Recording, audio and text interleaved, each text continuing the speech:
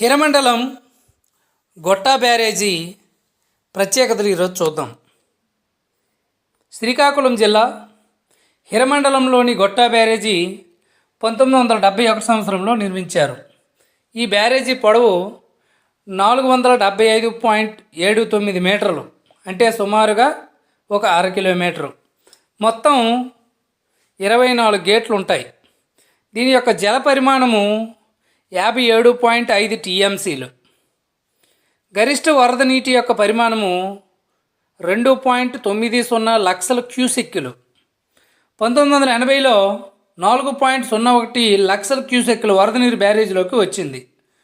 కుడి కాలువ ద్వారా 2.03 లక్షల ఎకరాలకు, ఎడమ కాలువ ద్వారా 1.48 లక్షల ఎకరాలకు సాగునీరు అందిస్తుంది. వంశధార నది పరివాహక వైశాల్యం మొత్తం కలిపి